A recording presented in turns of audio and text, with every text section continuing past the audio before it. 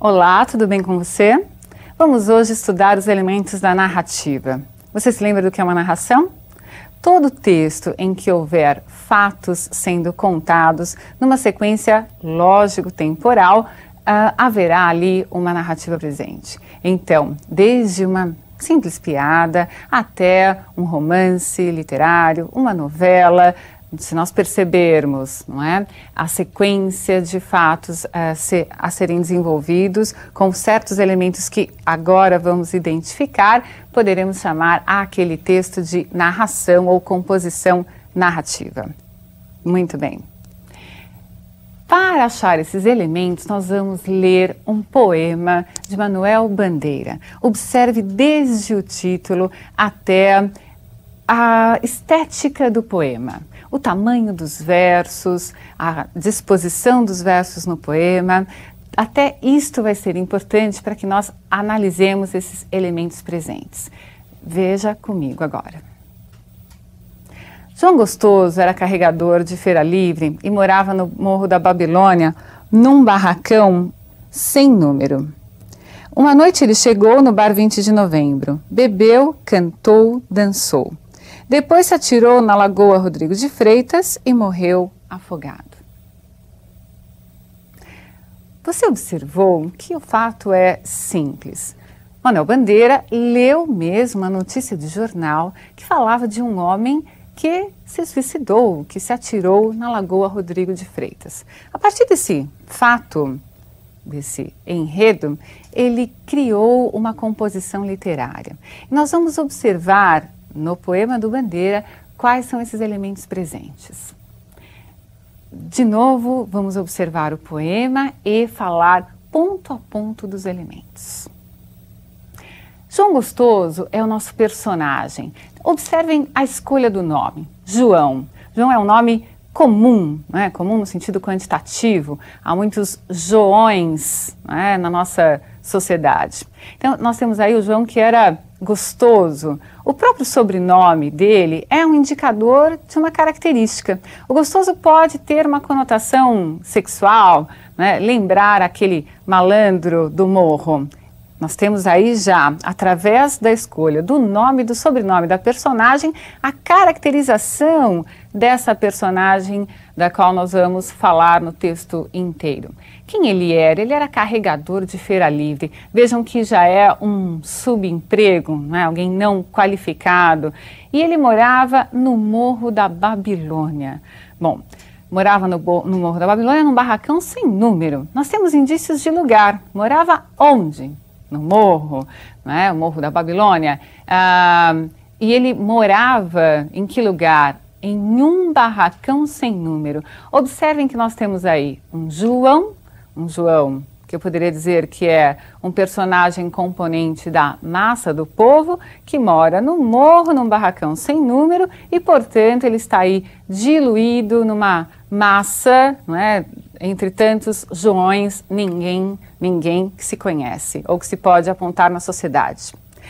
A narrativa continua e observem que nesse poema há a mesma estrutura presente em todas as narrativas. Nós temos a apresentação de cara, assim, da personagem, depois vai se criar o que nós chamamos de conflito, algum complicador que torne interessante a história.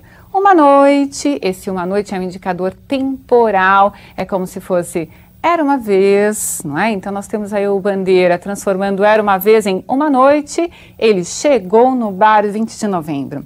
Observem que nós tínhamos lá, né, indicadores de lugar de forma genérica, no Morro da Babilônia, num barracão sem número. E agora nós temos um artigo definido, um bar que tem um nome, é o bar 20 de novembro, né? Outra observação importante em relação ao lugar, quando ele chega ao lugar, esse lugar, que é o bar, tem um nome, né, e tem um artigo definido. Ele mudou de espaço e observem que nesse espaço ele vai desenvolver várias ações. Ele bebeu, ele cantou e ele dançou. Se vocês tiverem um pouco mais aí de cuidado na análise, vocês verão que os verbos bebeu, cantou e dançou estão na sequência alfabética, né? Nós temos aí o B, o C e o D. Será que isso é por acaso? Não. Nós temos ações que envolvem essas personagens, essas ações são significativas, os versos são curtos, quando se refere, os versos que se referem às ações da personagem João Gostoso são versos curtos, que se contrapõem aos longos versos que iniciam e que encerram essa narrativa, esse poema. O que aconteceu depois com ele? Vejam que há uma gradação. Ele bebeu, cantou, dançou, e aí vem um longo verso já horizontalizado, não é? Bebeu, cantou, dançou, dá uma ideia de verticalização, como se ele estivesse no morro e descendo para a Lagoa Rodrigo de Freitas. Quando ele entra neste lugar, nesse espaço que não é mais dele, ele se dilui, não é? Ele se joga na água, ele morre afogado. Bom, são detalhezinhos, não é, que nos dizem muito. Vejam que eu falei para vocês atentarem aos substantivos presentes, aos adjetivos presentes e à própria estética do poema.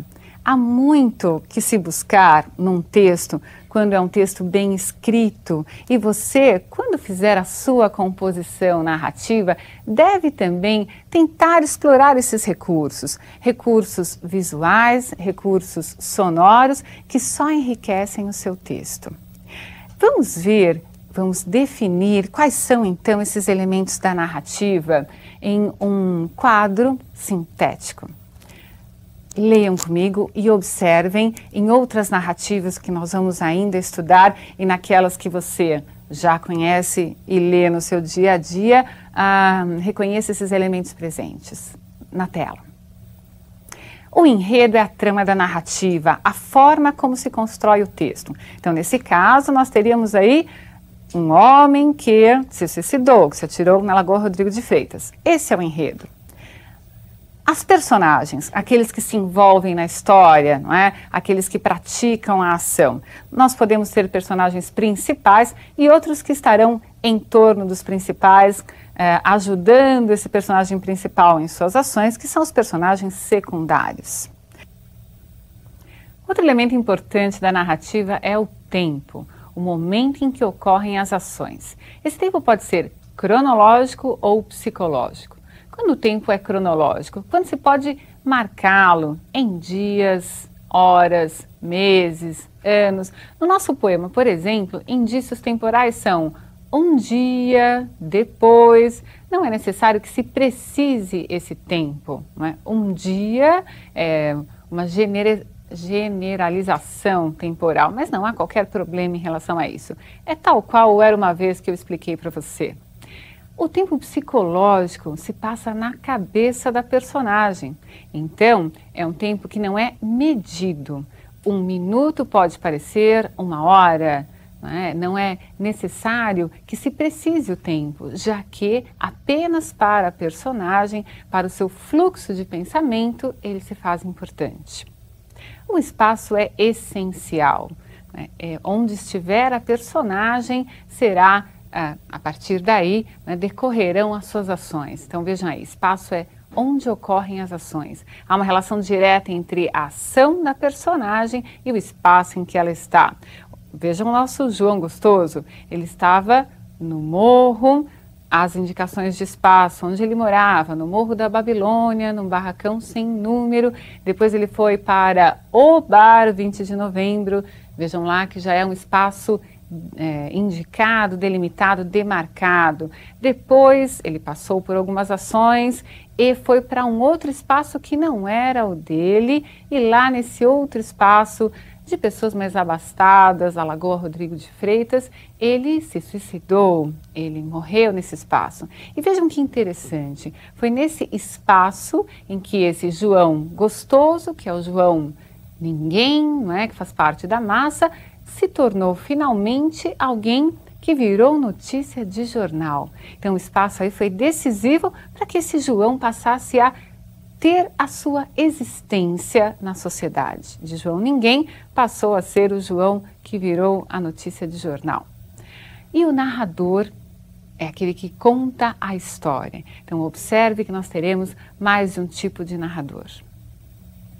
Nessa enumeração de elementos da narrativa, o último que nós apontamos foi o narrador. Importantíssimo é você perceber que autor e narrador não se confundem, né? O narrador é aquele escolhido para contar a história. O autor pode escolher contar a história com um narrador personagem, com um narrador observador ou um narrador chamado onisciente. Nós vamos ver então que há focos narrativos diferentes. Foco é a maneira, o como se enxerga. Vejamos quais são esses dois focos e vejamos os tipos de narrador. Foco narrativo em primeira pessoa, temos um narrador que participa das ações, né? Ele vai falar sobre algo que aconteceu com ele próprio ou do seu ponto de vista. É claro que a escolha desse narrador personagem faz com que nós tenhamos uma narrativa parcial, já que ele conta a história de acordo com o seu ponto de vista. O narrador em terceira pessoa, o foco narrativo em terceira pessoa, né, pode ser aí dividido em narrador observador ou narrador onisciente. Então, o que é o narrador observador? É aquele que está vendo tudo. Ele vê tudo, que está exteriorizado. Mas aquilo que está dentro da personagem, o que a personagem sente, o que a personagem sonha, ele não pode nos revelar.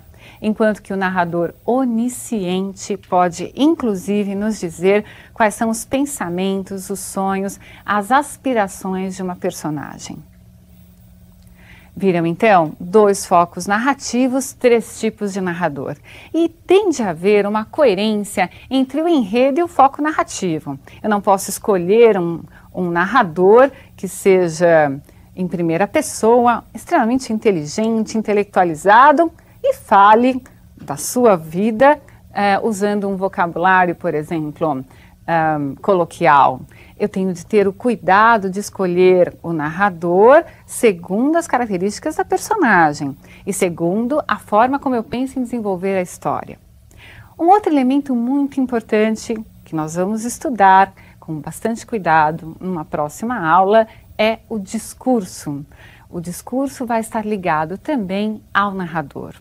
O narrador vai dar voz à personagem? A personagem vai falar diretamente? Não, a personagem vai falar através do narrador. Ou não, a personagem não quer falar, o narrador nos conta o pensamento da personagem. Então, esse elemento, o discurso, muito importante também na narrativa, será estudado na nossa próxima aula de redação. E eu espero você. Um grande abraço, até lá!